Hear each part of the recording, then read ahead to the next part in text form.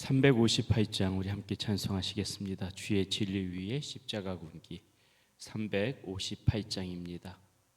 358장 주의 진리 위에 십자가 군기 찬송하시겠습니다. 주의 진리 위에 십자가 군기 하늘 높이 들고서 주의 군사 되어 용맹스럽게 찬송하며 나가세 주 예수만을 위하여 목숨까지도 바치고 싸움터로 나가세 원수들이 비록 강할지라도 주의 군기 붙잡고 주의 진리 위에 용기 다하여 분발하여 싸우세 나가세 주 예수만을 위하여 목숨까지도 바치고 싸움터로 나가세 산과들과 바다 가는 곳마다 주의 군기 날리며 밤 같고도 기쁜 승리의 소식 온 세상에 전하세 나가세 주 예수만을 위하여 목숨까지도 바치고 싸움터로 나가세 원수들은 이미 예수의 손에 하나 없이 패하고 주의 군기만이 영광스럽게 온 누리에 날리네 나가세 주 예수만을 위하여 목숨까지도 바치고 싸움터로 나가세. 아멘.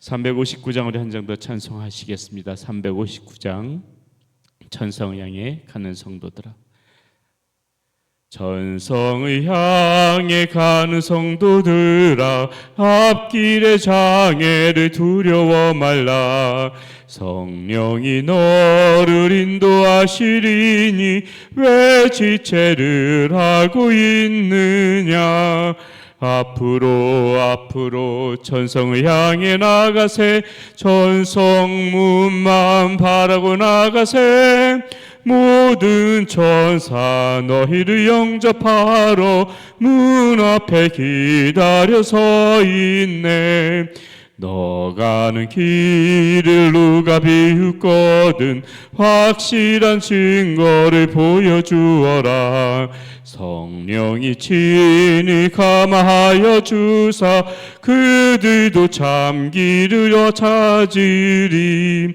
앞으로 천성을 향해 나가세 천성문만 바라고 나가세 모든 천사 너희를 영접하러 문 앞에 기다려 서 있네 너 가는 길을 모두 가기 전에 내 손에 등검을 꽂지 말아라 저 마귀 흉계 모두 깨트리고 끝까지 잘 싸워 이겨라 앞으로 천성을 향해 나가세 천성문만 바라고 나가세 모든 천사 너희를 영접하러 문 앞에 기다려 서 있네. 아멘. 오늘 우리가 함께 나눈 하나님의 말씀 에스겔서 38장 14절에서부터 23절까지 말씀 가지고 함께 나누겠습니다. 에스겔서 38장 14절에서 23절까지 말씀 가지고 함께 나누겠습니다. 1211페이지에 있습니다. 찾으셨으면은 우리 함께 한 목소리로 읽습니다. 14절 말씀입니다. 인자의 너는 또 예언하여 고객에게 이르기를 주 여호와께서 이같이 말씀하시기를 내 백성 이스라엘이 평안히 거주하는 날에 네가 어찌 그것을 알지 못하겠느냐. 네가 네 고국 땅 북쪽 끝에서 많은 백성 곧 다 말이 탄 큰 무리와 능한 군대와 함께 오되 구름이 땅을 덮음같이 내 백성 이스라엘이 치러 오리라. 고기 끝날에 내가 너를 이끌어다가 내 땅을 치게 하리니 이는 내가 너로 말미암아 이방 사람의 눈앞에서 내 거룩함을 나타내어 그들이 다 나를 알게 하려 함이라. 주 여호와께서 이같이 말씀하셨느니라. 내가 옛적에 내 종 이스라엘 선지자들을 통하여 말한 사람이 네가 아니냐. 그들이 그때 여러 해 동안 예언하기를 내가 너를 이끌어다가 그들을 치게 하리라. 그날에 고기 이스라엘 땅을 치러 오면 내 노여움이 내 얼굴에 나타나리라. 주 여호와의 말씀이니라. 내가 질투와 맹렬한 노염으로 말하였거니와 그날에 큰 지진이 이스라엘 땅에 일어나서 바다의 고기들과 공중의 새들과 들의 짐승들과 땅에 기는 모든 벌레와 지면에 있는 모든 사람이 내 앞에서 떠 있을 것이며 모든 산이 무너지며 절벽이 떨어지며 모든 성벽이 땅에 무너지리라.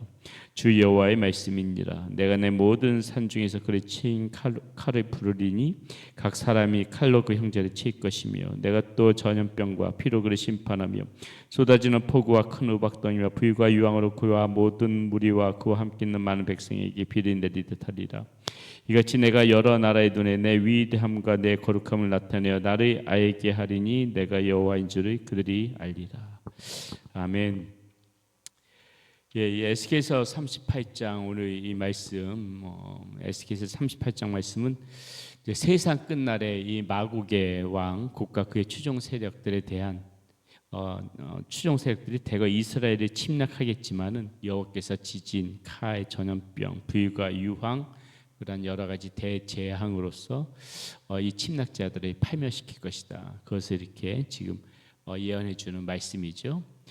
이 말씀은 그 계시록에도 사도 요한에 의해서 다시 한번 언급되어지는데 이 마곡의 왕 국가 그리고 그 하수인들 모두를 사단의 세력으로 그렇게 사도 요한은 계시록에서 하나님께서 보는 환상을 보고 들려주고 있습니다. 그래서 우리는 오늘 이 말씀을 보면서 다음의 사실에 좀 주목해봤으면 좋겠는데요. 이들의 이 세력을 사도 요한이 봤던 것처럼 어떤 이 사단의 세력으로 보고 우리가 이 사단의 세력에 대해서 우리가 오늘 이 시대에 살아가면서 어떠한 마음으로 이렇게 살아가야 되는 것인가? 우리 말씀을 통해서 한번 그 점을 좀 주목해 보고 싶습니다. 먼저 첫 번째 우리가 생각해 보고 싶은 것은 오늘 말씀을 통해서 보고 싶은 것은 사단의 세력은 세상 끝날까지 하나님의 백성을 끊임없이 쉬지 않고 공격할 것이다. 우리는 오늘 말씀을 통해서 그 점을 한번 생각해 봐야 되겠습니다. 사단의 세력은 때로 달콤한 공격으로 유혹합니다. 우리에게 사단이 찾아올 때는요, 달콤하게 찾아올 때가 있다는 것이죠. 아담과 하와가 그 사단의 세력이었던 그 뱀에게 그 유혹당할 때 보세요. 절대로 험상궂게 유혹당하지 않거든요. 달콤한 말로 유혹되시죠. 네가 이 하나님이 금하신 이 열매를 먹으면은 너가 하나님 같이 되어질 것이야. 아주 감미롭고 달콤하게 우리의 가장 약점을 찔러가면서 우리가 넘어지기 쉬운 부분을 찔러가면서 그렇게 아주 달콤하게 다가와서 우리들 넘어뜨리려고 유혹을 한다는 것입니다. 한번 더 시대를 지나가지고 예수님도 한번 생각해 볼까요? 사단은 예수님도 시험하려고 했죠. 마태복음 4장에 나오면 그 내용이 나와 있는데 뭐라고 유혹을 하고 있습니까? 천하 만민을 보여주면서 네가 나에게 한번 절을 해. 절을 하면은 네 눈에 보이는 이 천하 만민의 모든 것들을 천하 만민을 다 너에게 줄 것이다. 다 무엇을 상징합니까?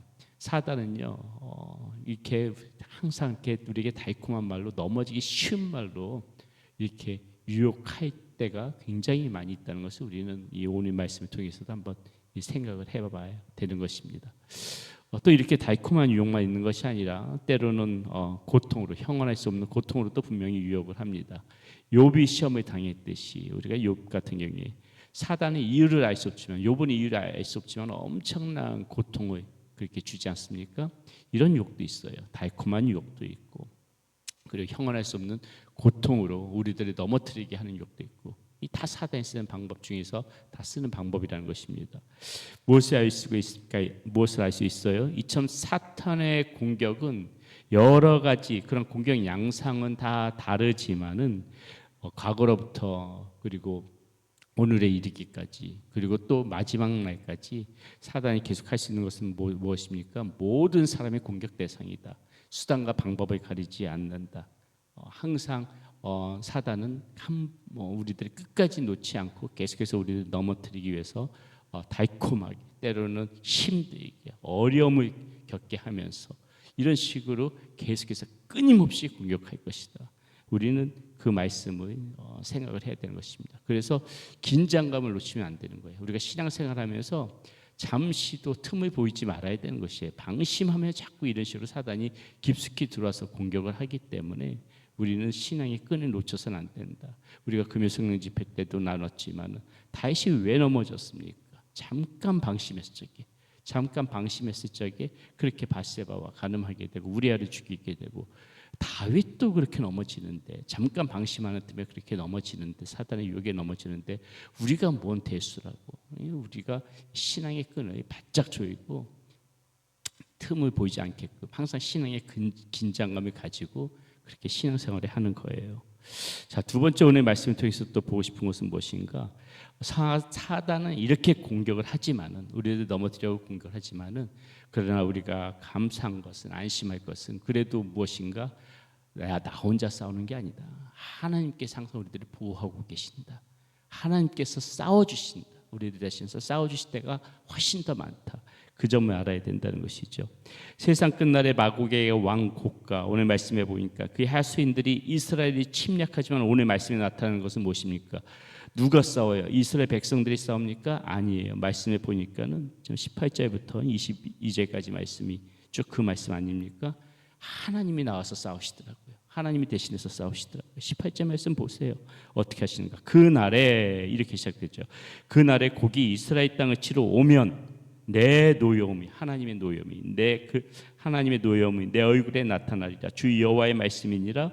내가 질투와 맹렬한 노여움으로 말하였거니와 그날에 큰 지진이 이스라엘 땅에 일어나서 바다의 고기들과 공중의 새들과 들의 짐승들과 땅에 기는 모든 벌레와 지면에 있는 모든 사람이 내 앞에 섰을 것이며 모든 산이 무너지며 절벽이 무너지며 모든 성벽이 땅에 무너지리라. 하나님께서 침범했던 이 마국의 왕 곡과 그의 하수인들 지금 물리치는 장면이에요. 싸우는 장면이라는 것이죠. 이와 마찬가지로 성도들이 사탄에게 공격을 당할 때 앞서 싸워 나가시는 분은 하나님이시다. 앞서 싸워 나가시는 분은 하나님이시다. 자, 이때 우리가 할 수 있는 것은 무엇이에요? 이때 이렇게 우리가 할 수 있는 것은, 싸워 나가시는 분이 하나님이시기 때문에 우리가 할 수 있는 것은 무엇입니까? 적극적으로 하나님을 붙잡는 것, 그리고 하나님을 의뢰하는 거예요. 이게 승리의 비결이에요. 이게 승리의 비결.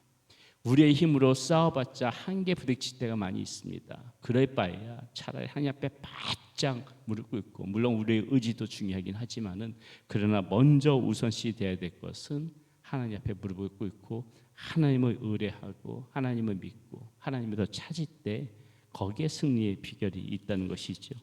14절 말씀에 보면은요, 이런 말씀이 나와요. 인자야, 너는 또 예언하여 고객에게 이르기를 주 여호와께서 이같이 말씀하시기를 내 백성 이스라엘이 평안히 거주하는 날에, 이렇게 말해요. 평안히 거주하는 날에.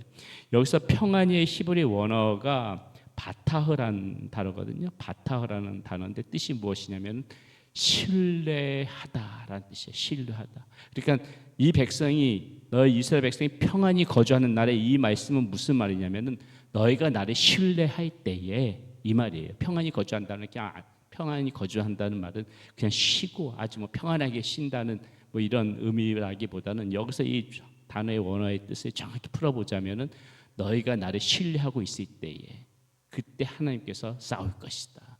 그때 하나님께서 너희들을 도와서 먼저 싸울 것이다. 이런 의미라는 것이죠. 예. 그렇기 때문에 우리가 오늘 말씀을 통해서 더 생각해 볼까? 성도는 사탄의 공격을 받으나 하나님께서 보호하신다. 자, 마지막으로 한 가지만 더 생각해 볼까요? 마지막은 무엇입니까? 성도에게는 하나님의 일시적인 그런 징벌은 있을 수 있지만 영원한 멸망은 없다. 영원한 멸망은 없다.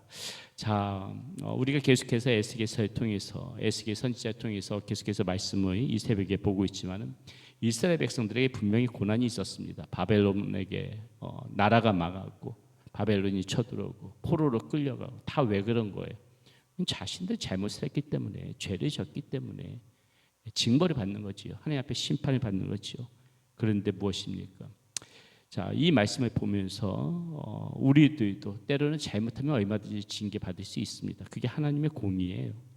심판받을 수 있어요. 하나님 앞에 회초리를 맞을 수 있어요.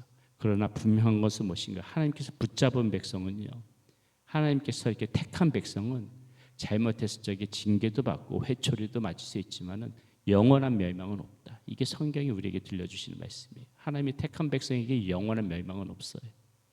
하나님이 반드시 때리시더라도 싸매시고, 때리시더라도 싸매시고 다시 고쳐주시고 바른 하나님의 자녀로 설 수 있도록 회복시켜 주십니다. 이게 하나님께서 계속해서 우리에게 쓰시는 방법이에요. 오늘 마찬가지입니다. 이 말씀 가운데서도 지금 이 수많은 대적들이 쳐들어와서 지금 이스라엘을 침략하지만은 결국은 하나님께서 그들을 치시고 이스라엘 백성들을 회복시키시는 장면으로 오늘 말씀이 나오지 않습니까? 이처럼 백성들이 범죄할 때 하나님께서 용납하지 않으시고 심판하시지만은 그 상태를 영구히 유지시키지 않으시고 이 당신의 백성들 회개의 자리로 나오게 하시고 회개했을 적에 즉각적으로 하나님께서 사랑으로 감싸시고 회복시키시는 하나님, 그 하나님을 오늘 말씀에서도 볼 수가 있다는 것이죠. 그렇기 때문에 우리가 알아야 될 것은 무엇이냐면 진정한 회복이 무엇이냐. 우리 진정한 회복이면은 뭐 조금 우리가 어려웠던 문제들이 풀려지는 거, 뭐 이 정도로 생각하는데 사실 그게 진정한 회복이 아니라요. 진정한 회복은 무엇이냐면 하나님과의 관계가 회복되어지는 게 진정한 회복인 걸 알아야 돼요. 하나님과의 관계만 회복되어지게 되면은, 관계만 원만해지면은 그 다음에 우리의 삶의 모든 회복들이 일어나는 것입니다. 하나님의 관계가 자꾸 틀어지니까 문제가 생긴다는 것이죠. 우리가 회복 얘기하는데 무슨 어떤 그 상황이 좋아지는 것이 회복이라기보다는 하나님과의 관계가 원만해지고 하나님과의 관계가 먼저 회복되어지는 것이 중요한 회복이다. 우리는 그 사실을 알아야 되는 것입니다. 에스겔서에서 가장 많이 쓰이는 말 중에 하나가 뭐냐면은, 계속해서 좀 반복되어지는 말 중에 하나가 뭐냐면은 이 말씀이에요. 하나님께서 내 얼굴을 네게서 가리었다. 얼굴이 가리었다는 표현을 자주 쓰거든요. 그 다음에 뭐 반대로 내 얼굴이 이제 가리지 않겠다. 자꾸 이런 말씀은 에스겔서에서 반복돼요. 다 무엇을 말입니까? 왜 얼굴과 관련된 표현이 이렇게 나오는 거예요? 이스라엘이 당하는 이 모든 비극은 하나님께서 얼굴을 가리셨기 때문이고, 그리고 하나님께서 얼굴이 가리시지 않을 때는 회복되어진다. 이 말씀을 들려주시기 위해서라는 것입니다. 그렇기 때문에 오늘 말씀에서도 우리가 놓치지 말아야 될 것은 무엇인가? 하나님과의 관계 회복이 중요하구나. 그래야만 우리 삶의 모든 문제들도 형통해지는 것이고 모든 문제들도 풀려지는 것이구나. 우리가 오늘 말씀을 통해서 그 점을 다시 한번 생각해 봐야 되겠습니다. 오늘 하루도 여러분 살아가시면서 이렇게 하나님과의 원만한 관계, 하나님과의 아름다운 관계, 회복의 관계로 그렇게 살아가시기를 축원드리겠습니다. 기도합니다. 살아계신 아버지 하나님 감사합니다. 오늘 말씀 가운데서 사단은 우리들을 쉼없이 공격하고 넘어뜨리려고 하지만은 결코 우리는 무너질 수 없는 존재예요. 하나님께서 우리들을 위하여 싸우시는 아버지 하나님이심을 우리가 믿고 주님의 의뢰하며 주님 앞에서 주님을 붙잡고 살아가기를 소원합니다. 하나님, 때로는 하나님께서 우리의 잘못을 꾸짖으시고 때로는 하나님께서 우리들의 어려움 가운데 그러한 우리의 잘못을 인하여 어려움 가운데도 있게 하시지만은 결국은 회복시키신 하나님이라는 사실을 우리가 믿고 신뢰하면서 더욱더 주님을 간절히 찾고 주님의 얼굴을 구하며 주님을 붙잡고 살아가는 우리 사랑하는 성도님들 모두 되지게 하여 주시옵소서. 이 시간에도 여러 가지 아픔 가운데 있는 성도님들이 있습니다. 경제적인 문제, 신분의 문제, 관계의 문제, 건강의 문제, 여러 가지 아픔 가운데 있는 성도님들이 있다면 아버지 하나님 주의 얼굴을 구하며 주님의 이름을 부를 때 그들에게 찾아가 주시어서 하나님의 도움의 손길을 펼쳐 주시고 하나님 우리의 삶 가운데서 또 여러 가지 시험과 유혹에 닥쳐올 때에 아버지 주의 이름을 구하며 주님을 굳게 붙잡으며 우리 하나님께서 대신 싸워 주셔서 승리하는 우리 사랑하는 성도님들의 삶 모두 되어질 수 있도록 인도하여 주시옵소서. 우리 주 예수 그리스도의 이름으로 감사하며 기도드렸습니다. 아멘.